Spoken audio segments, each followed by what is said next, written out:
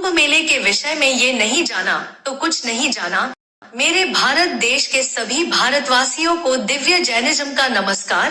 दोस्तों, यह धारणा आज प्रसिद्ध हो चुकी है कि समुद्र मंथन से मिले अमृत की कुछ बूंदें प्रयागराज में भी गिरी थी, जिस कारण हर 12 साल में कुंभ और 6 साल में अर्ध कुंभ का बहुत ही विशाल मेला प्रयागराज में लगता है।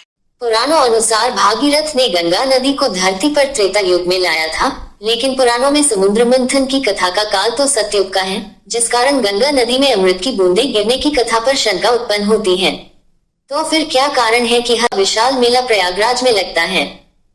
दोस्तों, इस वीडियो में भगवान ऋषभदेव और प्रयागराज से जुड़े पौराणिक और पुरातात्विक प्रमाणों को देखकर आप हैरान रह जाओगे। इस वीडियो में हम जानेंगे कि सभी कुंभ मेले में प्रयागराज कुंभ मेले का ही सबसे ज्यादा क्यों महत्व है।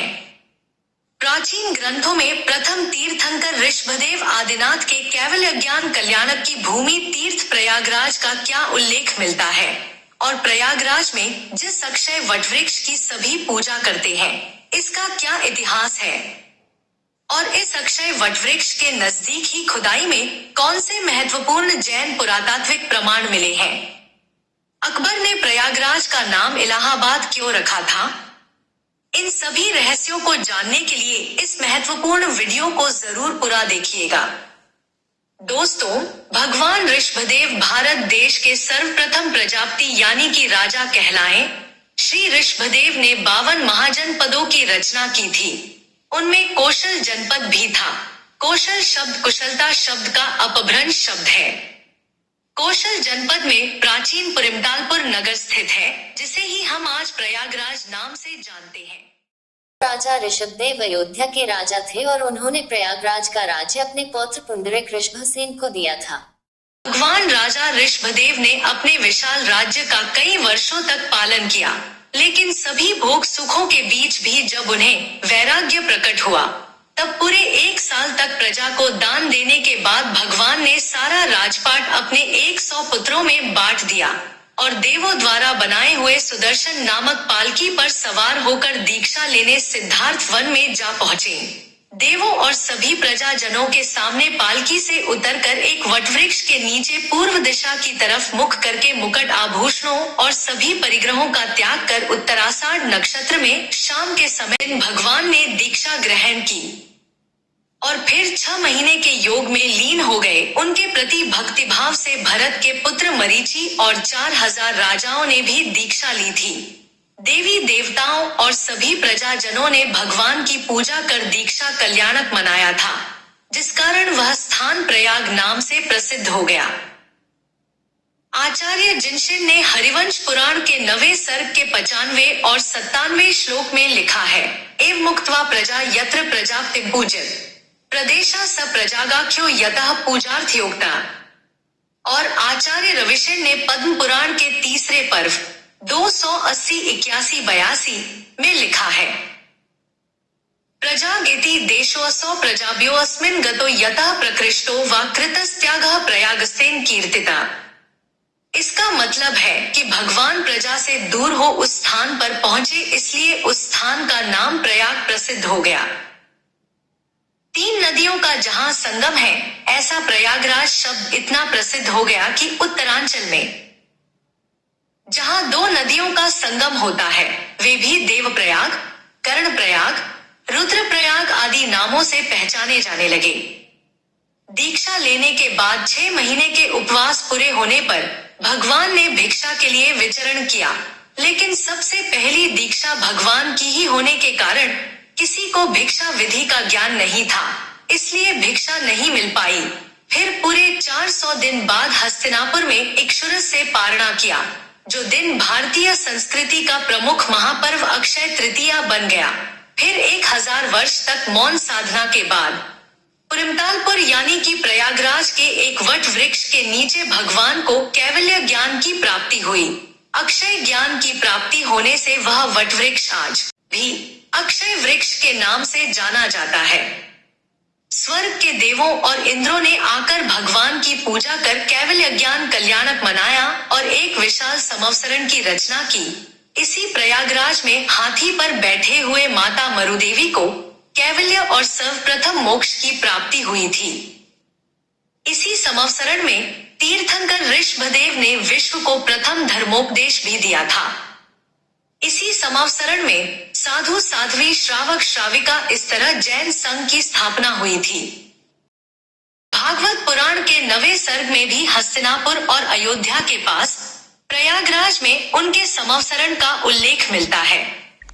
कैवल्य प्राप्ति का अक्षय वटवृक्ष के विषय में नंद संघ की गुर्रावल्ली में कहा गया है कि समेत शिखर चंपापुरी उज्जंतगिरी अक्षय वृट आदिश्वर दीक्षा सर्वसिद्धि क्षेत्र कृत यात्राना, इसमें अक्षयवट तीर्थ का उल्लेख महत्वपूर्ण है। इसी तरह काष्टा संघ नंदी तट गच्छ के भट्टारक श्री भूषण के शिष्य नयन सागर ने 16वीं-17वीं सदी की अपनी तीर्थ वंदना रचना में प्रयागराज का उल्लेख इस प्रकार किया है। गंगा जमुना मध्य नगर प्रयाग प्रसिद्धा, जिनवर वृष भद्याल धृत संयम मन शुद्धा। वट प्रयाग तल जैन योग धर्मो सद्भाहस, प्रगटवो तीर्थ प्रसिद्ध पूरत भविमण आसा। प्रयाग वाट दीखे थके पाप सकलन परिहरे, वृहद ज्ञान सागर वद्दी के प्रयाग तीर्थ बहुसुख करे। विविध तीर्थ कल्प के अनुसार 2500 साल पहले जनाचार्य अरण्य का पुत्र जब गंगा नदी में घायल होकर डूबकर मृत्यु को प्राप्त हो रहे थे, तब भी जल के सूक्ष्म जीवों को उनके गर्म खून से पीड़ा नहीं होनी चाहिए। ऐसे जीवदया के बहुत ही उत्तम विचारों से उन्हें यहाँ गंगा नदी में डूबते हुए ही कैवल्य और मोक्ष की प्राप्ति हुई थी। तभी से गंगा नदी में डुबकी लगाने से मोक्ष प्राप्ति होती है, यह मान्यता प्रसिद्ध हुई। आदिनाथ ऋषभदेव के कैवल्य प्राप्ति के कारण ये स्थान प्रयाग तीर्थ रूप में प्रसिद्ध ही था, लेकिन आचार्य अरण्य का पुत्र के मोक्ष आगमन के कारण गंगा नदी में डुबकी लगाने से पापों का नाश होकर मुक्ति मिलती है, ऐसा सभी ने जाना और तीर्थ की महिमा फिर से बढ़ गई। प्रयागराज को गंगा, यमुना, सरस्वती 3 नदियों का संगम माना जाता है। इसमें तीसरी नदी सरस्वती वास्तव में तीर्थंकर ऋषभदेव की धर्मवाणी है, जो आज लुप्त हो चुकी है। यह भी मान्यता है कि रामायण काल में भगवान राम ने भी प्रयागराज में इस अक्षय वटवृक्ष के नीचे पूजा की थी।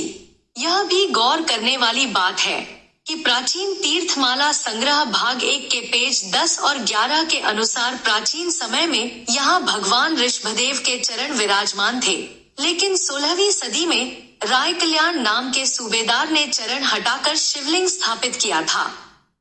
लेकिन अक्षय वटवृक्ष के नीचे आज भी तीर्थंकर ऋषभदेव के चरण चिन्ह उपलब्ध है, जिस पर तीर्थंकर ऋषभदेव का नाम भी लिखा मिलता है। दूसरा महत्वपूर्ण तथ्य यह भी है कि अकबर ने इसी अक्षयवट वृक्ष के इर्द गिर्द एक किला बनवाया था और आदिनाथ ऋषभ तीर्थंकर की कैवल्य ज्ञान की पवित्र भूमि होने से इलाही यानी कि अल्लाह ईश्वर जहां आबाद है ऐसा इलाहाबाद कहकर पुकारा। शायद भगवान आदिनाथ को ही इस्लाम धर्म में आदिम बाबा माना जाता है। उसी किले में एक प्राचीन पत्थर का स्तंभ भी मौजूद है, जो जैन धर्मी मौर्य सम्राट संप्रति ने भगवान ऋषभदेव की कल्याणक भूमि होने की स्मृति में बनवाया था। गलतफहमी के कारण उस स्तंभ को भूल से अशोक स्तंभ कहा जाने लगा। प्रियदर्शी जो संप्रति राजा की उपाधि है, उसकी रानी, सम्राट समुद्रगुप्त, बीरबल और जहांगीर के लेख भी इस स्तंभ पर खुदे मिलते हैं। अंग्रेजों के समय किले में किसी महत्वपूर्ण कार्य के लिए खुदाई करवाई गई थी। तब वहां एक कुएं में से बहुत सी खंडित और अखंडित जैन मूर्तियां मिली थी, जिसे अलग अलग संप्रदायों के लोग मांगने लगे। लेकिन उस समय के अधिकारी ने यह कहा कि इसमें सबसे वजनदार मूर्ति को जो उठाकर किले से बाहर ले जाएगा, उसी को यह दी जाएगी। ऐसा कहा जाता है कि छज्जोमल नाम के जैन श्रावक ने सारी रात सामायिक विधि कर सुबह भगवान पार्श्वनाथ की सबसे बड़ी मूर्ति, जो सबसे ज्यादा वजनदार थी, उसे आसानी से उठाकर किले के बाहर रख दिया था और तभी से ये सभी प्रतिमाएं जैन समाज को सौंप दी गई। आज भी वे प्राचीन प्रतिमाएं जीरो रोड पर पंचायती जैन बड़े मंदिर जी और छोटे मंदिर जी की वेदियों में विराजमान है। यह कुएं का स्थान अक्षयवट के पास ही था जहां से मूर्तियां मिली थी। वहां पर प्राचीन समय में जरूर ही कोई विशाल जैन मंदिर रहा होगा। किले के अंदर एक पातालपुरी नाम का प्रसिद्ध मंदिर भी बनाया गया है, जिसमें अलग अलग वेदियों में दुर्गा, शिव, भैरव, भवानी और भी वैष्णव मूर्तियों के साथ एक आले में जैन मूर्ति का एक खंड भी है। उस खंड में 2 जैन तीर्थंकरों की प्रतिमाएं हैं, लेकिन उन जैन प्रतिमाओं को पंडित जैन प्रतिमा न कहकर आरस पारस की प्रतिमा बता रहे हैं। वास्तव में पूरा खंड ही किसी जिन मूर्ति का खंड दिखाई देता है। पूज्य मां श्री कौशल जी ने अपनी महत्वपूर्ण पुस्तक भगवान ऋषभदेव का भारत में कुंभ के विषय में बहुत कुछ खास बातें समझाई है, और इसी किताब के प्राक्कथन में योजना भवन के सदस्य श्री सोमपाल जी ने और प्रस्तावना में उत्तर प्रदेश के पूर्व राज्यपाल मोतीलाल बोरा जी ने और मानव संसाधन मंत्री डॉक्टर मुरली मनोहर जोशी जी ने भी 2 शब्दों में कुंभ की प्रचलित मान्यताओं और भगवान ऋषभदेव द्वारा सिखलाए गए जन कल्याण के जीवन मूल्यों पर महत्वपूर्ण बातें लिखी है।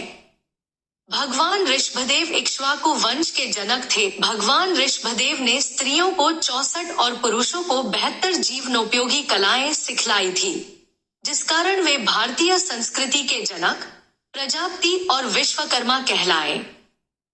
ब्रह्मांड पुराण में ऋषभदेव को ही महादेव माना गया है।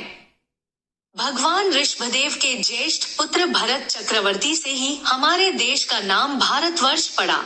इसके ढेर सारे प्रमाण पुस्तक भारतनामा में और हमारी चैनल दिव्य जैनिज्म पर भी अपलोड की गई एक दूसरी वीडियो में आप देख सकते हैं, जिसकी लिंक इस वीडियो की डिस्क्रिप्शन में हमने दी है।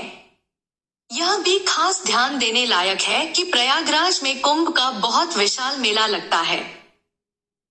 इसकी तिथि माघ महीने की अमावस्या है, जिसे मौनी अमावस भी कहा जाता है, जो ऋषभदेव के मोक्ष कल्याणक पर्व मेरु तेरस के साथ ही है।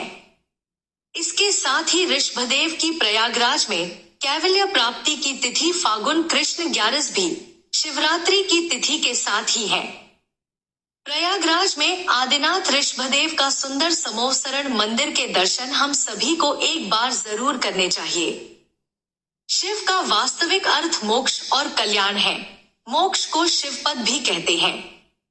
वेदों में और सैकड़ों जैन आगम ग्रंथों में शिव शब्द किसी देवता शंकर के लिए नहीं, बल्कि मोक्ष और कल्याण के लिए ही उपयोग में आया है। देवता शंकर की परिकल्पना 10वीं सदी में रचे पुराणों में की गई थी। वेदों में शिवजी की ऐसी एक भी पौराणिक कहानी नहीं मिलती है। आज भी जैन धर्म के कल्याणकारी भूमिया जैसे 23वें तीर्थंकर पार्श्वनाथ भगवान की जन्म भूमि काशी हो, प्रथम तीर्थंकर ऋषभदेव आदिनाथ की मोक्ष भूमि कैलाश हो और कैवल्य कल्याणक भूमि प्रयागराज हो, तीर्थंकर नेमिनाथ भगवान की दीक्षा कैवल्य और मोक्ष भूमि गिरनार हो, ये सभी जैन धर्म में कल्याणक भूमिया कही जाती है और कल्याण का पर्यायवाची शब्द शिव होने से हिंदू धर्म में वे सभी शिव भूमि कही जाती है। मोक्ष प्राप्त करने और लाखों भव्यात्माओं को भी मोक्ष दिलाने में परम उपकारी ऐसे आदिनाथ तीर्थंकर परमात्मा युगों युगों से अलग अलग नामों से भारतीय और विदेशी संस्कृति में भी पूजे जाते हैं। सिंधु सभ्यता से मिले अवशेषों, विश्व की अलग अलग सभ्यताओं में आदिनाथ ऋषभदेव के चिन्ह बैल से जुड़े पौराणिक देवताओं की कहानियां और वेद पुराणों में भगवान ऋषभदेव के उल्लेख इस बात को सत्य सिद्ध करते हैं कि विश्व के सभी धर्मों के मूल में तीर्थंकर श्री ऋषभदेव ही है। इस महत्वपूर्ण विषय पर भी हमारे चैनल पर एक दूसरी महत्वपूर्ण वीडियो वेद पुराणों में जैन धर्म की प्राचीनता अपलोड की गई है, जिसे भी आप जरूर देखिएगा। इसकी लिंक भी हमने डिस्क्रिप्शन में दे दी है। हजारों लाखों वर्ष प्राचीन इतिहास को ढूंढना और उसे आप सभी भारतीय जनता तक पहुंचाना कठिन कार्य है।